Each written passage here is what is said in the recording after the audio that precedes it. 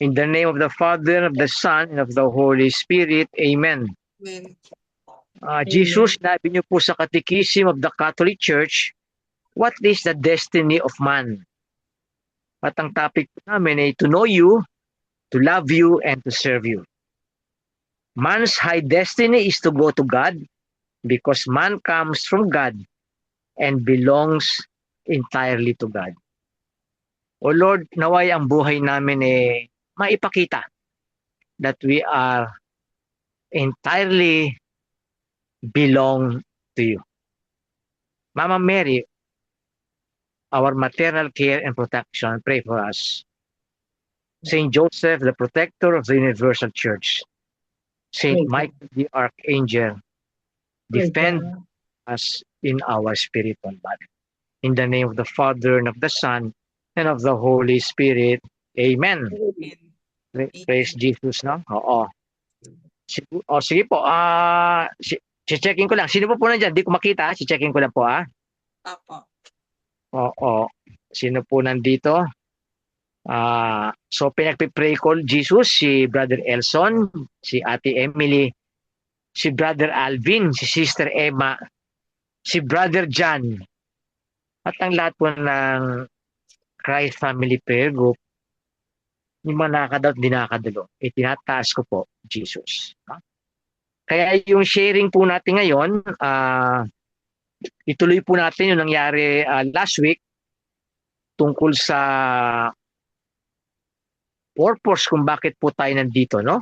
Pinakasimple, to know God, to love God, and to serve God. No? Kasi we cannot love God if we do not know Him.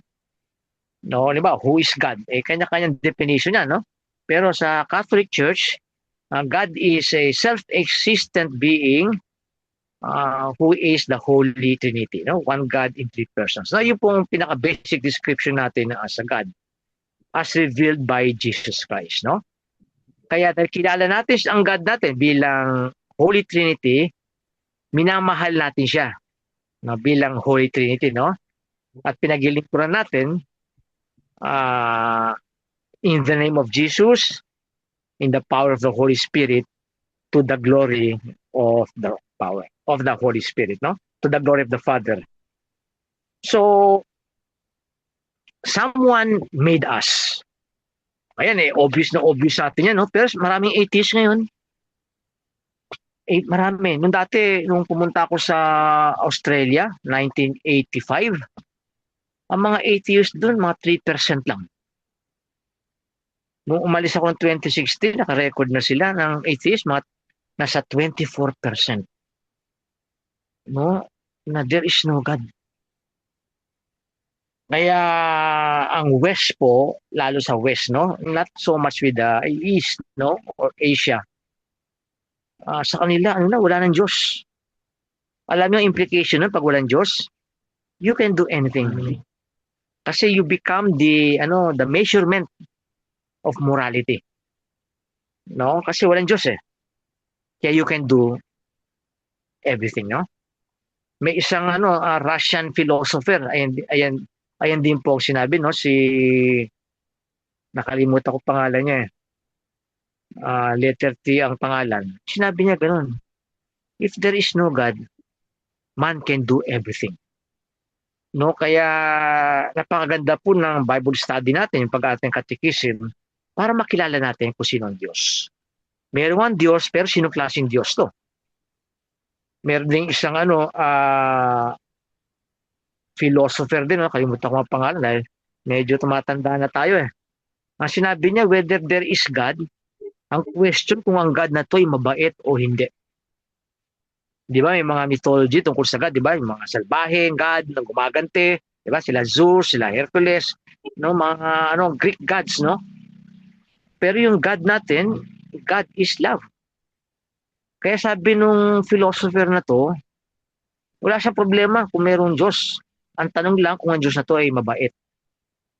At sa kanyang kanyang pagninilay, sa pagbasa niya ng Bible, no, na-realize niya that God is love. Dahil nga God is love, God is necessarily not alone.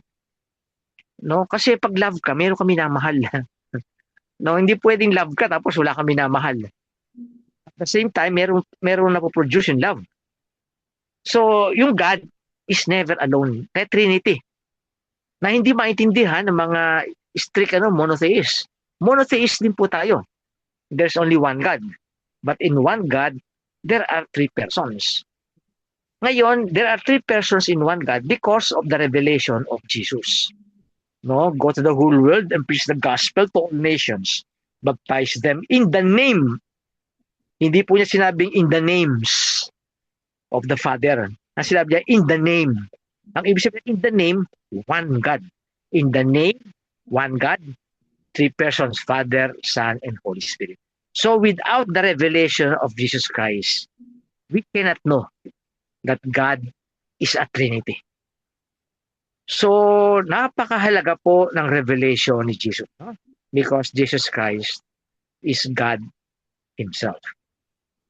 At malalaman lang natin na ang sinasabi ay totoo because of the teaching authority of the church. No, sinabi ni Paul sa 1 Timothy 3:15, the church is the pillar and foundation of it.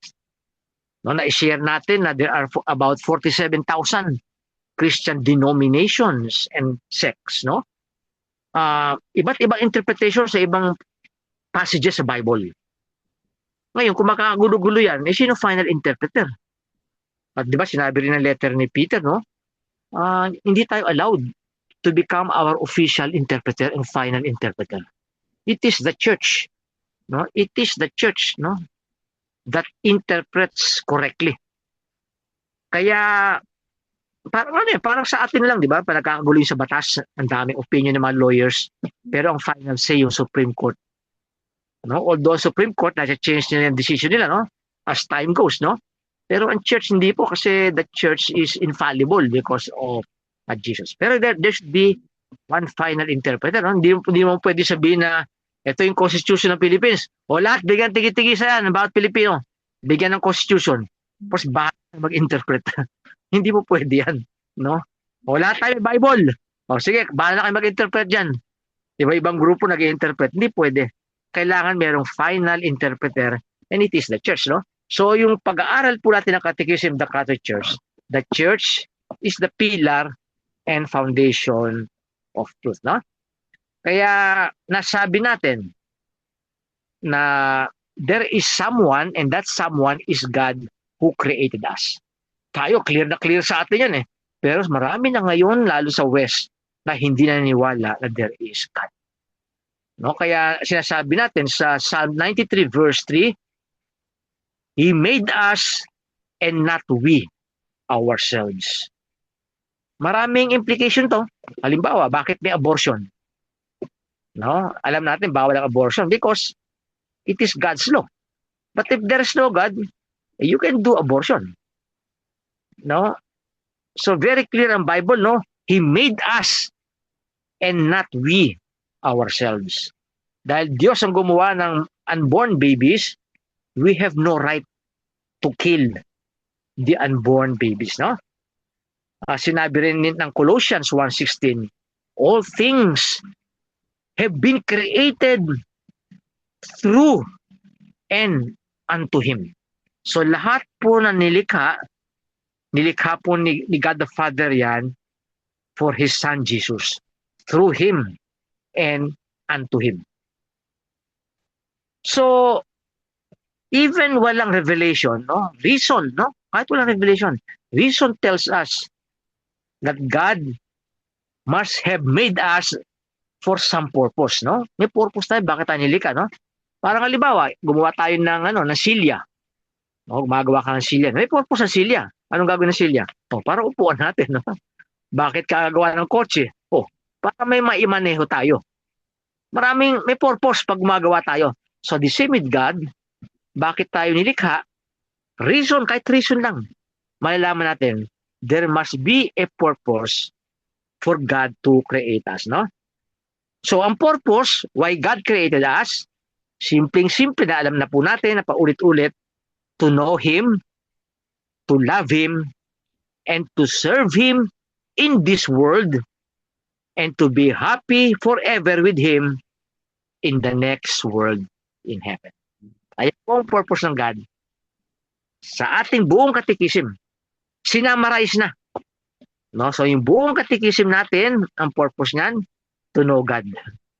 No, makapal yung libro ng katikisim o yung may Catholic faith, no? Itong libro na sinishare ko sa inyo, may Catholic faith kasi simplified na 'to, no? Ang purpose lang po nito, to know God. Ngayon, dahil makilala natin ang Diyos, mahalin natin siya. So, katulad din kayo, di ba? Nakilala niyo yung mga boyfriends niyo at nagpakasal na. To love, no? Forever. Tapos, pinagiling mo yung asawa mo, di ba? Ikaw gumagawa sa mga bahay, yung isa man nagtatrabaho, no? You begin to serve one another, no? Kasi kilala mo siya, minahal mo at pinagiling ko na mo, no? So, ganun din sa family, sa pagmamahal, no? So, ganun din po sa Diyos, no? God made us for Himself. Siguro lagi yun narinig yung sermon ng pare, no? Kino-quote si St. Augustine, no? Our hearts are restless until they find rest in God. Alam nyo, ako, high school ko pa yan. Madalas ko na marinig sa mga pari yan. Sa bawat conference namin, kasi may conference kami. Ang conference sa seminaryo, Monday, Tuesday, tsaka Friday. Lagi pong kasama lagi yan. Our hearts are restless until they find rest in God. Totoo, sabi ni St. Augustine, bakit? Kasi God made us for Himself. Kaya hanggang di natin nakikilala ang Diyos, lagi tayong restless. Lahat gagawin natin para maging masaya tayo, para hindi tayo mabored sa buhay. Kahit na anong gawin natin, masama o hindi. No, basta masaya tayo. No? Kasi there is no God. But if there is God, we know Him, we love Him, and serve Him, magkakaroon tayo ng rest at peace. Diba? Sinabi rin ni Matthew, no? 11:28, come to me all those who are heavily burdened, and I will give you rest. For my yoke is easy. So yung ginagawa po natin, nakakapagod yan minsan, no? May commitment tayo every 7 o'clock, once a week. Marami tayong commitment, no? Parang burden, no? Pero with the Lord, no? My yoke is easy. Naging easy dahil kasama natin siya. Kasama natin siya bubuhat. And my burden is light. Kaya sa mga tao na bibigatan na sa buhay, na gusto nang sumuko, no, kailan ba yan? Kahapon, no, meron akong nakausap, no? Kinounsel ko, no? Sabi niya, Father, sasabihin ko ba sa'yo, nahihirapan na ako. Gusto ko nang bumigay. Sabi ko, ba't ka bibigay? Nahihirapan ka na ba? Sabi ko, ang ganda ng bahay mo. Ilan ang kotse mo. May mga properties ka, mga business. No, nakapagod na siya kasi maraming sakit at maraming gastusin. No? So, the burden of the Lord is light pagkasama natin siya. No? So, the end of man, as all creation, is the glory of God. To know Him, to love Him, to serve Him. Ang purpose po niyan, for the glory of God. To manifest the divine perfections, to proclaim the goodness, majesty, and power of God. No? So, nakikita sa atin yung perfections ng God. Paunti-unti. Halimbawa, ano ba mga perfections ng God? No? God is love, God is good, God is just, God is forgiving, ano pa ba? God is patient, God is merciful. Mga discrete characteristics ng God. Somehow, habang nakay Lord tayo, umaano na yan, nakikita sa ating pagkatao. No, si sister ganyan, si brother ganyan. Kasi yung perfections ni Christ, yung perfections ng God, ay unti-unti nang nakikita sa atin. No? Diba, makita nila, very understanding tayo. God is very understanding. No, God is forgiving, pinapatawad natin. Nakikita sa atin. Oo,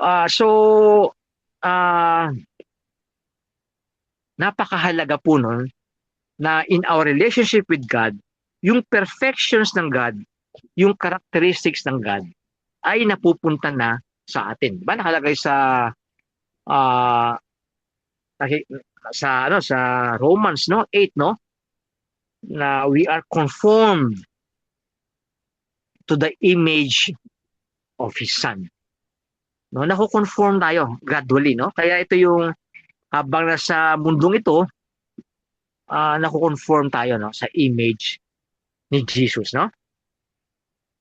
Nakalagay nga sa Proverbs 16:4, the Lord has made all things for Himself. No? God created us for Himself. The Lord has made everything for Himself. No?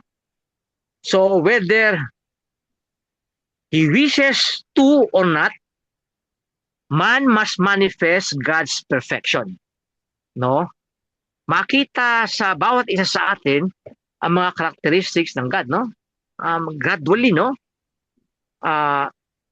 Makita sa ating pagkatao ang kanyang glory. So yung ating existence, yung ating life, ay nakikita ang mga characteristics ng God. Even ang ating mga kasalanan will in the end show forth God's infinite holiness and justice.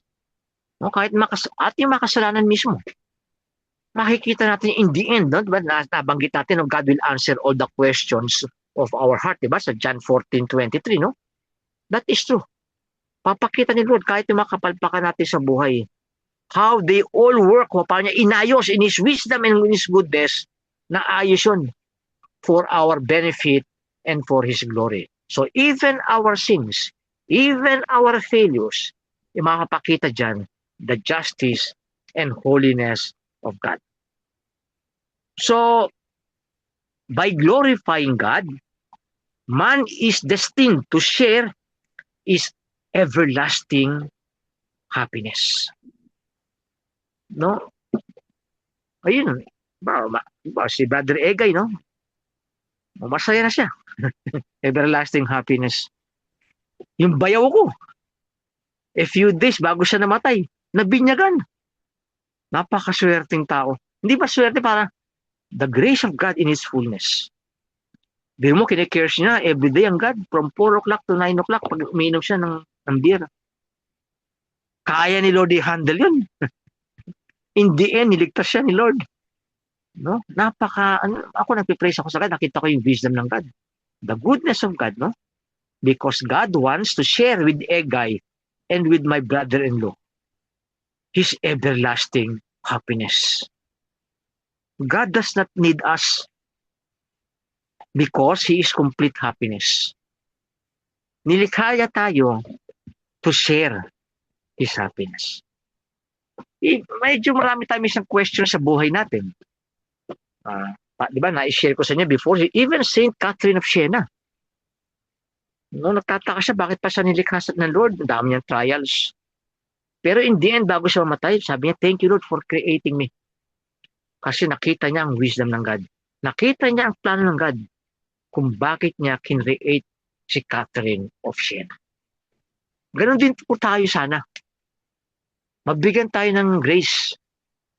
Thank you Lord for creating me. Kung mapansin niyo sa mga Facebook, sa mga YouTube, lahat po yan.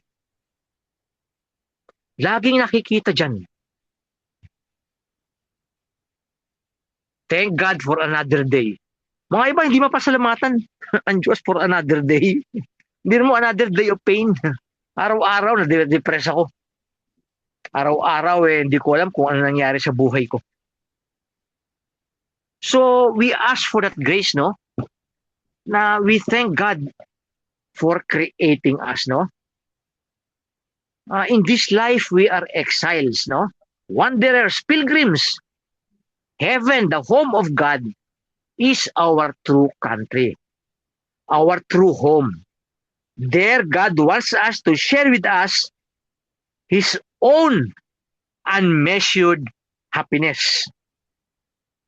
Kaya nakalagay sa Hebrews 13 verse 14, for we have no permanent city, but we seek for the city that is to come.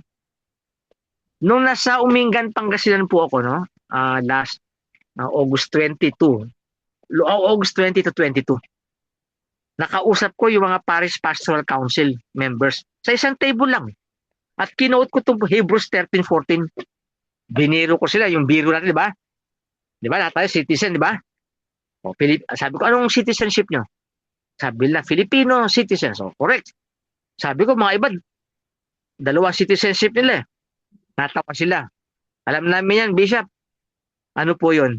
Senior citizen. O, dalawa na sila. Sabi ko, meron pa ikatlo at pinaka-importanting citizenship. Sabi nila, ano po yung Bishop? Kinote ko. Hebrews 13:14. Sinabi ko, we are citizens of heaven. Nabigla sila. Parang napawaw. Totoo ba yan? Oo. We are citizens of heaven. Dito tourist lang tayo. Dito exiles tayo. Dito pilgrims lang tayo. Dito wanderers lang tayo. Pero our home, our true home, our homeland, our country is heaven. We are citizens of heaven. Pwede ba sabihin yan ng bawat isa sa atin? I am a citizen of heaven? Ha? Hindi naman sabihin mo. Ano citizenship mo? Di ba, sa ibang bansa, sa mga mayamang bansa, powerful, pag sinabi mong Filipino citizen ka, mababatingin sa'yo. Pag sinabi mong American citizen ako, iba tingin lang sa'yo. Pag sinabi mong English citizen, iba tingin sa'yo. Pag sinabi mong French citizen ka, iba rin ang tingin sa'yo.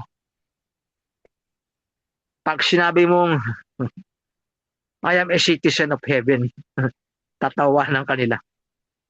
Pero that is true. You are a citizen of heaven. Dahil citizen ka ng heaven, you behave differently. Di ba? Alam natin, di ba? Mga Pilipino. Pilipino yan. Bakit? Ganyan sa Pilipinas eh. Tumatawid yan kahit na nakago. Hindi yan pumipila. Sumisingit-singit. Hindi naka-follow ng rules. Naglalagay-lagay lang. Pilipino kasi. Yan ang ugali niya sa kanyang bansa. Ganon din po tayo. If we are citizens of heaven, we behave accordingly as citizens of heaven. I am a citizen of heaven. Maging masaya tayo, no? Maging masaya tayo. No, one day, I will go home to my homeland, to my country, to my God, who is perfect happiness and who wants my everlasting happiness with Him. So we belong to God. Ayan ibig sabihin ng citizenship natin. We belong to God. Since we are His creatures, we have certain duties toward God, which we must fulfill. No? May mga duties tayo, no? Bilang Pilipino, di ba? Ewan ko yung bata tayo. Di ba? Sumusumpa tayo sa flag nung tayo yung bata. Nakalimutan ko na. Diba? May tulayo, nakalimutan ko na. Baka naalala nyo pa, di ba? Ako, yan ba? O yung panatang makabayan. Panatang makabayan. No? May mga, hindi ko na po-memorize yan, no? Pinapakita ko ang Pilipinas. Yun, alam niya. Iniibig ko ang Pilipinas. Mahaba po yun. Ito na lang susunod. Oo, kita nyo? Mahaba yun. Pero ayun po yun, iniibig mo. Ganon din po tayo as citizens of heaven. Iniibig ko ang langit. Iniibig ko ang Diyos. Tapos, di ba, nakalagay sa palatang makabayan yung mga duties natin. May mga duties, gagawin ko yan. Gagampanan ko yan. Ipagtatanggal ko yan. Ipagtatanggal ko yan. Di ba, sa ating pambansang awit, di ba, ang mamatay ng dahil sa'yo. Kasi, citizen ka of the country. Kaya masakit sa atin, di ba? Galit tayo sa mga traidor. Di ba, nung inabot ng mga tatay at nanay ko, matatawag na makapili. Nung mga traidor sa bansa. Kaya galit tayo sa mga taong traidor sa Pilipinas. Kasi citizens of the Philippines tayo. Ganon din po tayo, citizens of heaven. May mga duties tayo. Handa tayong paglingkod kung ano ang kailangan ng langit. Handa rin tayong mag-suffer for the sake of our country, for the sake of heaven. Handa rin tayong mamatay for the sake of our country, for the sake of heaven. No? So ayun po yung malaman natin, kaya may mga Bible study tayo, no? Mga moral teachings, no? Ito yung mga duties natin, no? So yung mga ating mga duties, no? Ayun ang way to honor God. So yung duties natin, they are ways to honor God. They become our service due to Him alone as our Creator, Master, and Supreme Lord. So yung mga ginagawa po natin, parang Panatang Makabayan, ayun po yung summary na ito'y paglilingkod natin sa Diyos, diba? To know Him, to love Him, and to serve Him, no? So yung mga moral duties, yung mga Ten Commandments, yung mga Beatitudes, ayan po yung mga duties natin. Ayan po ang duties ng mga citizens of heaven na handa tayong ipaglaban yung mga duties natin sa heaven, no? Handa tayong mag-suffer, no? In the service of heaven. Handa tayong matay in the service of heaven. No? Ang mamatay ng dahil sa iyo. Ang mamatay ng dahil kay Jesus. Because we are citizens of heaven, no? So isa pang paraan, no, aside from our service by doing our duties, believing, maniwala, all the truths revealed by God.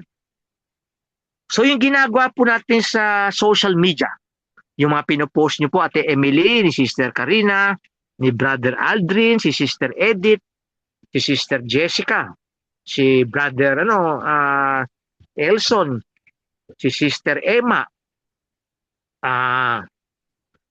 ganun din po si Brother Alvin, no? Pinopost naman niya yung mga sermon ni Father Dave.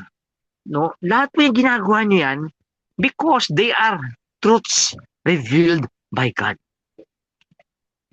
Pag ginagawa niyo po yun, di ba, maraming tao nagkasagot, Amen. O, na-bless sila. Mga iba, galit na galit.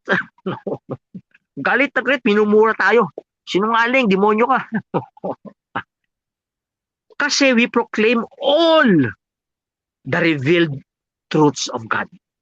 Sila may truths, di ba? Nabanggit natin yan, di ba? Napag-aralan natin. All non-Catholic Christians do not have the fullness of truth. Sa Catholic Church lang ang fullness of truth. That God is a Trinity, Jesus Christ is 100% God, 100% human, the Holy Spirit is God, the Eucharist, the body and blood, soul, and divinity of Jesus, the intercession of Mama Mary and all the saints, the teaching on purgatory, fullness of truth po yan. Praying the rosary, our procession, our images, our icons, they are truths revealed by God.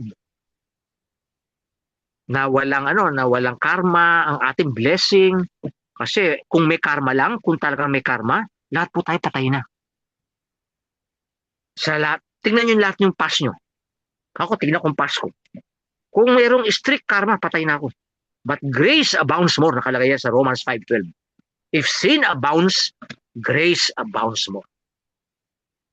Kaya minsan sinasabi nila, Father, may karma ba? Sabi ko, kung ang pagkaunawa mo sa karma, mayroong consequences sa mga kasalanan natin o lahat ng ginagawa natin. In that sense, no, there is, no? Pero kung tatag natin karma, pag may ginawa ka, may immediate effect. Sabi ko, that is not true. Because grace is more powerful than our sins. Tignan mo, buhay mo, dapat pinatay na ako. No, because of God's grace, ayun po yung fullness of truth. Nakalagay sa Hebrews, no, chapter 9, no? We only live once and after that, judgment. So wala nang reincarnation. Pag naniwala ka sa reincarnation, tapos sabihin mo, Katoliko ka, Kristiyano ka. No, that is wrong. Because that is not revealed by God. So part of our loving and serving God is to believe all the truths. Ayun po i-underline nyo, all the truths revealed by God. Ngayon, lahat po tayo to citizens of heaven, di ba? Nagpanata tayo, no? Ipagtatanggol ko ang aking bayan. Ipaglalaban ko. Kahit mamatay ako, tapat ako sa aking bayan. Ganon din po tayo. All the revealed truths of God, ipagtatanggol natin, ipaglalaban natin, kahit mag-suffer tayo, kahit ikamatay natin. Ayun po yung mga martyrs. Ipinaglaban nila ang revealed truths of God. No, kaya kung nakakatanggap tayo ng mga negative comments, no, sa ating social media, ano yan, tignan niyo yan bilang badge. Bilang ano po Tagalog sa badge, no? Bilang badge, no? Bilang palatandaan na tayo ay tapat to all the revealed truths of God, no? So, sa ating pag-aaral, no, ng katekism, no, we learn about God and His perfections, no, yung mga characteristics na, no? We learn something about His great love for us. Ayun po ang first, no? Kasi alam niyo po, makapal tong librong ito. No, minsan sa pag-aaral natin dito, nawawala na. Kumbaga sa forest, sa laki ng forest, hindi na po natin nakikita yung mga trees, yung mga individual trees, no? So parang ni-remind tayo at the start, sa dami-dami niyong pag-aaralan, huwag niyong kakalimutan yung primary truth, because the primary truth is God is love. Ang primary truth sa relationship natin kay the Lord, mahal na mahal tayo ng Diyos. Ayan po ang pangunahing truth, no? Marami tayong pwedeng pag-usapan, marami tayong pwedeng pagdebatihan. Pero ang number one truth, mahal na mahal tayo ng Diyos. Kahit na marami tayong confusion, marami tayong doubt, no? Panghawakan nyo po yun. Kasi ayan po ang masishare nyo sa tao.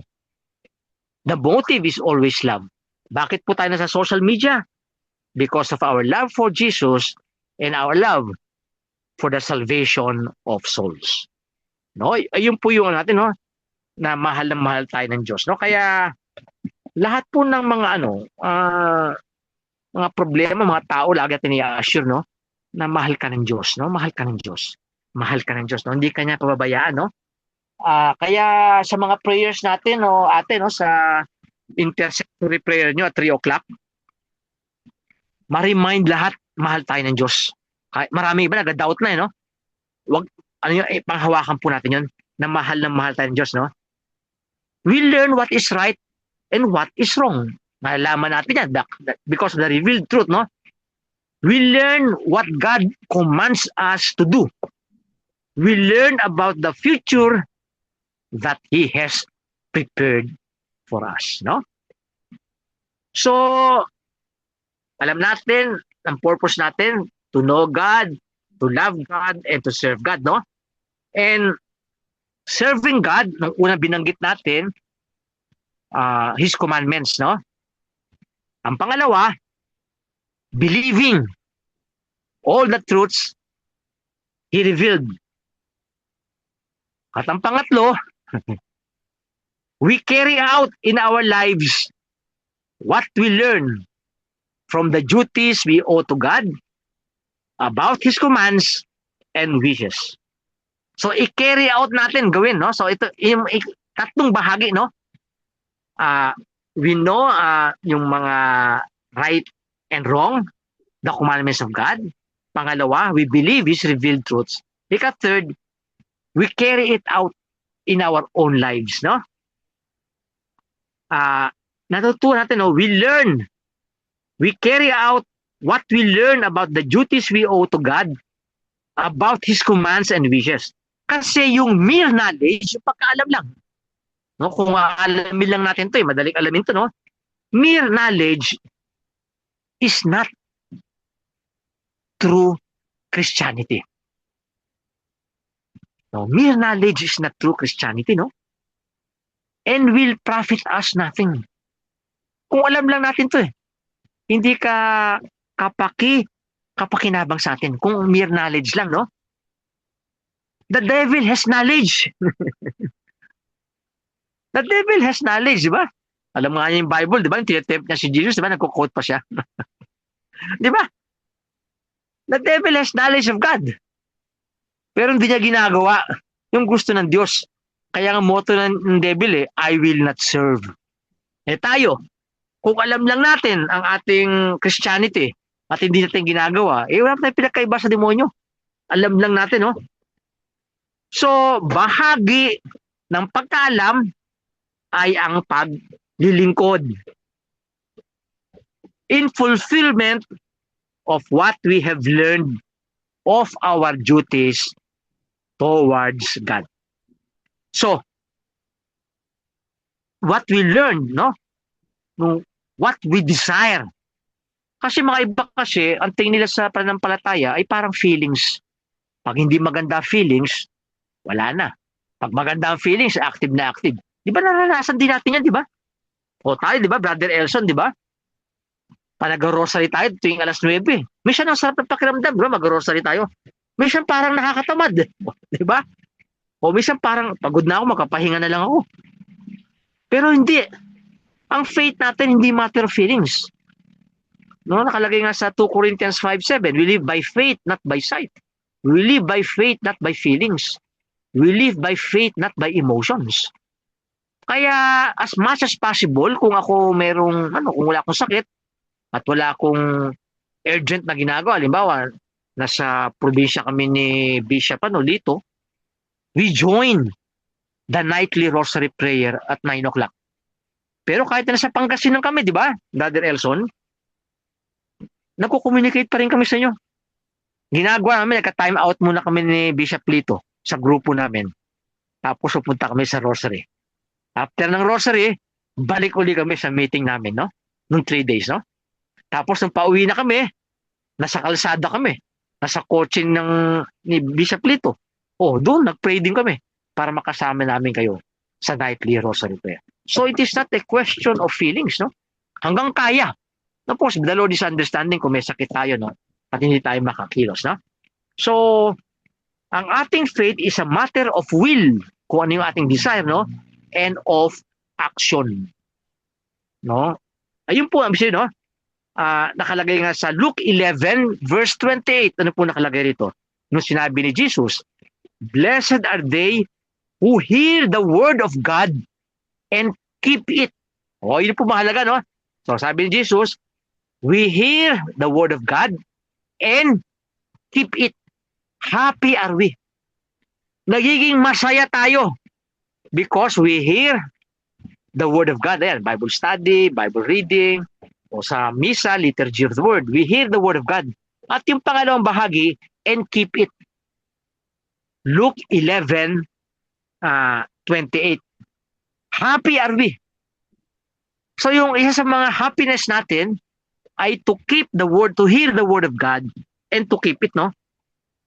Ito rin sinabi niya, no? Ni St. James, sa James 1, no? But be doers of the word. Be doers of the word and not hearers only, deceiving yourselves. Ano sinabi ni St. James? Lolokohin nyo ang sarili nyo kung kayo ay nakikinig lang at hindi nyo ginagawa.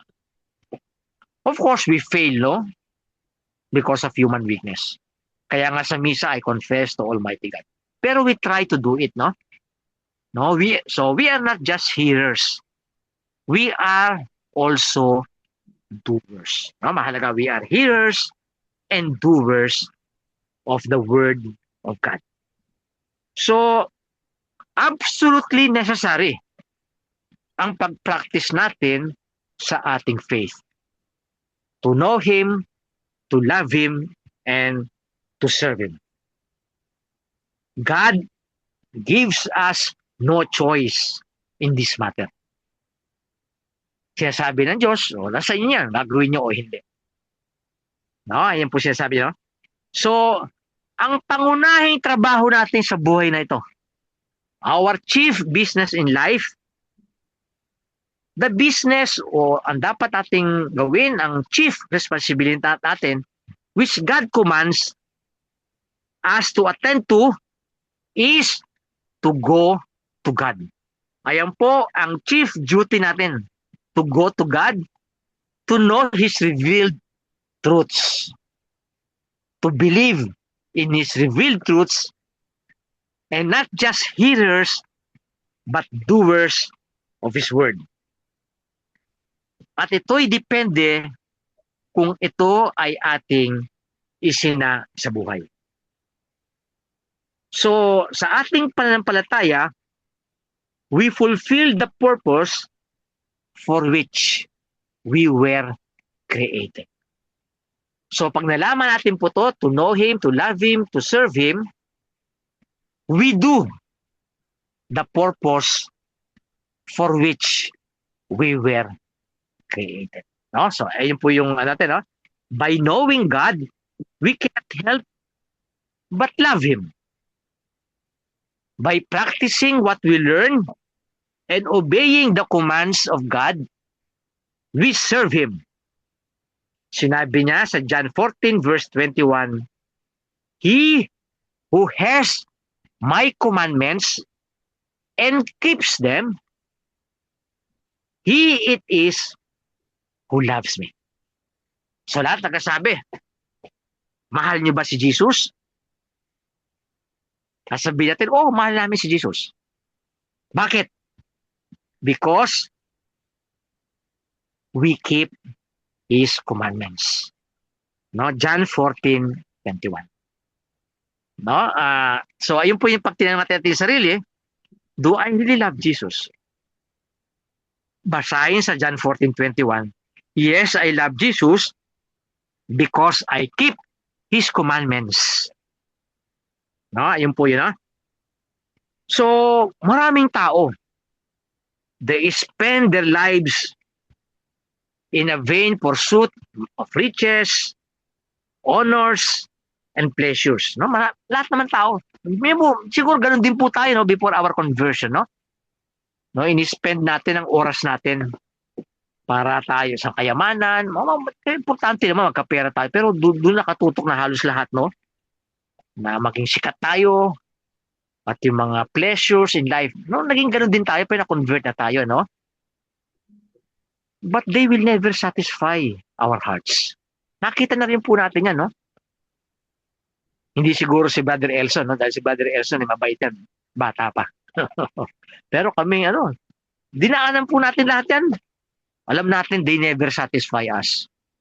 Yung pleasures, worldly honors, worldly riches, they never satisfy our hearts. Kaya when the hour of death comes, lahat naman yan iiwan natin. At nang dadalhin lang natin pag tayo namatay, ay ang pagmamahal natin kay Jesus. At pag mahal natin si Jesus, mahal natin yung God the Father, at mahal din natin ang God the Holy Spirit, no? Nakalagay sa Psalm 48. Psalm 48 verse 18. For when He shall die, He shall take nothing away, nor shall His glory descend with Him. Pag namatay tayo, walang riches, walang earthly riches, walang earthly honors, walang earthly pleasures. Lahat yan, pag namatay tayo, wala lahat yan nakalagay sa Psalm 48 verse 18. Wala lahat yan. Ang dadalhin lang natin ay ang ating pagmamahal kay Jesus. Di ba? Marami iba. May mga iba, ang pera, billions, millions. Lahat gagawin para makuha yon sa masama o mabuting bagay. Pag namatay ka, wala po lahat yun. Ang tatanungin lang ni Jesus, kung mahal mo siya and you keep His commandments. Ang nakalagay po sa John 14:21, no? Kaya sa ating ginagawa, no, sa pag-aaral, no, wag po natin dapat i-neglect. Marami po sa mga Kristiyano, they neglect the study of their faith. Halimbawa, itong isang oras natin, sayang din to eh. Hindi tayo nakapanood ng Netflix in 1 hour. Kaya naiisipin ng iba. O yung mga iba, sayang yung 1 hour, di ba? Pwede ako makanood ng sine. No, kaya they neglect the study of their faith. Pero nakita natin, napakahalaga po ng study of faith. Because it is in studying of the faith that we come to know, we come to love, and we come to serve God, no? Nabanggit ko na, marami kang alam. Marami kang alam. Marami kang kayamanan, earthly pleasures, earthly honors. Pero sinabi niya, what does it profit a man if he gains the whole world but suffers the loss of his soul? Matthew 16 verse 26, no? Aanhin mo lahat yan kung sa iyong pagkamatay ay napahamak ang iyong kaluluwa. Ayun po ang ginagawa din po natin kung bakit tayo may mga sharing sa social media. Yung mga sineshare ni Brother Elson, alam niyo, mga good morning, mga prayer for the morning, malaking tulong po yan. Kasi gusto natin na huwag mapahamak ang kaluluwa ng tao. Na makapagbigay inspirasyon sa umaga. Maaring hirap, parang na panibagong araw na naman to, nakabigatan sa buhay. Biglang nakita nila yung prayers ni Brother Elson o ni Sister Emma na pinapadala. Ma-inspire uli sila. Magkaroon ulit sila ng lakas para sa araw na iyon. Kaya wag po kayo manghihina, mag-share ng Word of God. Mag-share kayo ng prayers, no? Kahit may mga iba binabatikos sa mga sharing, okay lang, isipin niyo po yung mga taong ang kaluluwa nila ay baka mapahamak kung hindi kayo mag-share ng Word of God o ng prayer. Malaking bagay po. So, bago po kayo mag-share ng Word of God, bago kayo mag-share ng prayer, sabihin mo, Lord, yung babasa po nito, i-touch mo sila. Madama nila na mahal mo sila. Marami po silang dinadala sa buhay na hindi po namin alam. Mga iba dyan siguro na wala ng pag-asa. Mga iba gusto na sumuko dahil sa bigat ng buhay. Sa prayer na ito, pinadala ko, Lord. Sa greetings na pinadala ko, Lord, gamitin mo man lang ito para ma-bless ang buhay nila even for this day. Kaya yung mga tao sinasabing hindi na kailangan pag-aralan ng ating pananampalataya. Delikado po yun. Sabi na, nagsisimba ka naman, makinig ka sa sermon. Wala ka lang makukuha sa sermon. Kasi napakaliit nun, 10 minutes lang. At hindi pa malalim. Hindi ka pa makapagtanong. Imposible naman sa misa, nagtatanong ka, Father, ano ibig sabihin? Hindi. Kaya may Bible study, may catechism study. Bishop, Ano po? meron po akong nakausap na, kumbaga, likas naman talagang mabait, generous. Opo. Pero ang ano niya, ang stand niya hindi ko na kailangan yung mga Bible study na yan. Nakikita naman niya sa gawa. Oo, Tapos ganun po. binabasa ako sa isang pare na may nagtanong sa kanya, parang ang punto niya dapat daw balanse. Oo. Ganun. Tsaka share ko lang po, ako po mahilig manood ng mga US, European crime series, Korean, ganyan. Opo. Sa mga European crime series ko naririnig yung mga, you believe in God? Seriously? Oo. Really? Oo. Ganon. Oo. Tapos Oo. meron pang isang eksena na yung bata, teenager siya, nabuntis, tapos nagpa-abort, namatay. Sabi nung detective, sabi niya, if there is really a God, He's not a merciful God. She was just a kid. She made a mistake in life. Bakit daw binigyan ng chance na mabuhay, ganun. Parang sabi ko nga, kung hindi mo pala naiintindihan ang pananampalataya mo at mahina ka, mabibigyan mo ng katwiran yung mga ganung klaseng salita na hindi siya merciful God. Bata ito, nagkamali, ganyan. Parang nakakalungkot lang na maririnig mo yung tulad nung sharing nyo kanina na marami ng atheist. Talagang nag-triple time na si Taning. Opo, oo. Yun lang po. Kaya yung ating kasi sa atin po kasi parang given na may Diyos eh. Kaya sinabi ko po yung statistics, marami po hindi naniniwala sa Diyos. Kaya sa pamamagitan ng ating, dahil na-share nyo po yan, Sister Jessica, inihingi ko rin po Ate Emily every 3 o'clock, isama nyo ang pangalang Shili.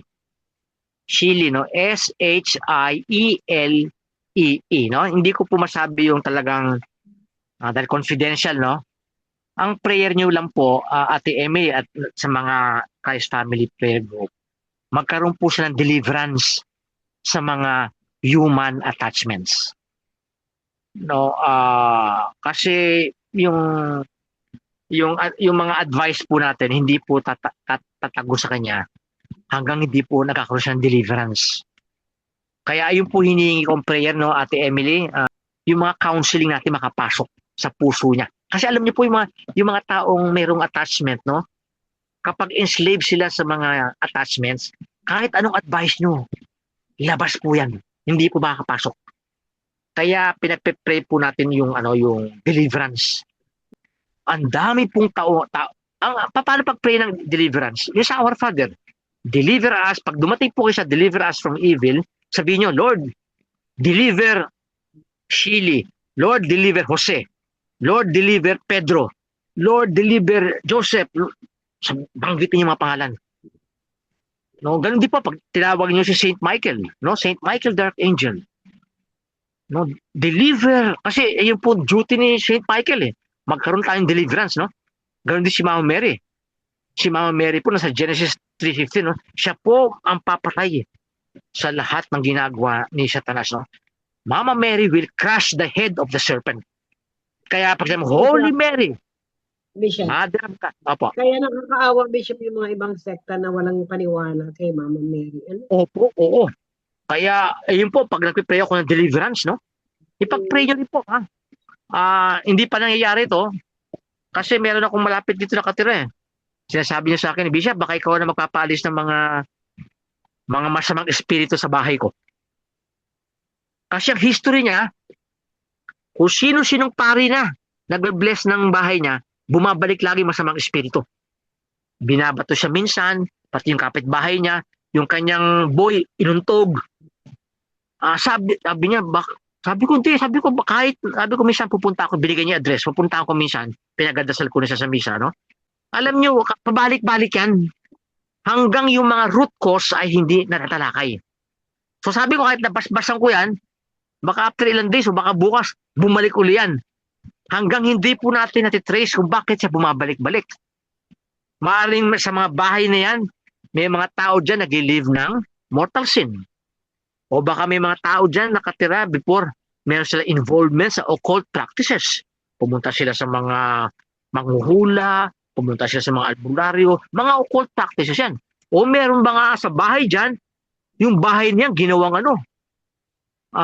crime scene. Halimbawa, dati may kilala kami, no? Ewan ko na-share sa inyo. Alam nyo, sa lapag ng bahay nila, lumalabas lagi dugo. Bishop, nakakatakot naman yan. Mag-isa lang ako rito.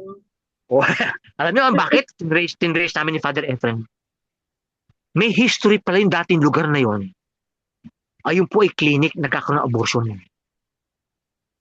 Kaya pag nalaman po namin yun, tsaka mo pala i-bless yung house. Kasi otherwise, babalik yan. So, ginawa namin, nagkaroon kami ng deliverance prayer. Nagkaroon kami ng some sort of exorcism. Tapos, in-encourage namin silang mangumpisal. Sabi ko, mangumpisal muna tayo lahat. Tapos, merong forgiveness. Tapos, after that, hindi na bumalik. So, importante po yun, no? Kaya pag pray niyo po ako, i-edit niyo po, no, sister, yung mga pangalan na banggit ko, no? Pero i-pray niyo po ang pangalan ni Bong Uy. Ha? Yung sa bahay, no? Sa bahay. Pabalik-balik po, no? Sabi ko, ganun po yun. Kahit nabasbasan ko po yan, bukas ay babalik yan. Kung ang root causes niyan ay hindi natin natatalakay, no? Kaya, ang gagawin po natin, dahil mag-end na, no? Ang gawin po natin unang-una, pasalamat tayo kay Lord, no, Brother Alvin, no? Ay alam niyo na po, ginagawa ng po niyan, Brother Alvin, no? Pasalamatan natin ang lahat po ng members ng Christ Family prayer group na nakilala na natin si Jesus. Malaking blessing pa. Maraming tao hindi siya kilala at ayaw sa kanya. Ayun po Mga iba nakilala siya. Pero ayaw sa kanya. Na nabanggit ko kanina, 23% na sa sa Australia. Sa ibang lugar, mataas na, mas mataas na. Mga iba nasa 30%, no? Kaya pag-pray po natin sila, no? Una, pasalamat tayo at nakilala natin si Jesus by His grace, no? Tapos ipinagdarasal natin yung mga taong hindi siya ko kilala o kilala siya, pero ayaw sa kanya. Pagdasal po natin yan. Ipagdasal natin yung mga taong nabibigatan sa buhay. Na sila ay slave sa kanilang attachment sa buhay. Marami na natakot sa buhay, no? Ipag-pray po natin yun, no? We pray for their deliverance. We pray for their healing, no? Tinataas ko, Jesus, no? Si Brother Elson, si Ate Emily, si Brother Alvin, Sister Emma, si Brother John, Sister Jessica, at ang lahat po ng Christ Family Prayer Group. At ang aming sharing next week, next Thursday, na lahat po tayo makapakita ng mukha. Kung gusto niyo mag-share, mag-share kayo. Kung ayaw niyo po, huwag po kayo mag-share. Ang mahalaga po, makita lang natin ang mukha ng bawat isa at makita in public yung mukha ng isa. At kung kaya niyo mag-share, 3 minutes or 5 minutes, ang topic ay prayer. At ako na ang mag-share din po ako ng mga 5 minutes, no? Kaya Lord, itong mga nabanggit kong pangalan, marami rin po kami problema, no? Itinataas po namin lahat yan. In Jesus' name. Dasal po tayo na our Father, no? For deliverance, no? Sige, our Father who art in heaven, hallowed be thy name. Thy kingdom come, thy will be done on earth as it is in heaven. Give us this day our daily bread. Forgive us our trespasses, as we forgive those who trespass against us. And lead us not into temptation, but deliver us from evil. Amen. Pray tayo kay Mama Mary, no? Kasi si Mama Mary, siya po yung nasa prophecy that she will crush the head of the serpent. Hail Mary, full of grace, Lord is with you. Blessed are you amongst women. Blessed is the fruit of thy womb, Jesus. Holy Mary, Mother of God, pray for us sinners, now and at the hour of our death. Lahat po ng buhay namin, Panginoon, to glorify the Father, the Son, and the Holy Spirit. Glory be to the Father, and to the Son, and to the Holy Spirit, as it was in the beginning, is now, ever shall be, world without end. Amen. And Lord, be with you and with your spirit.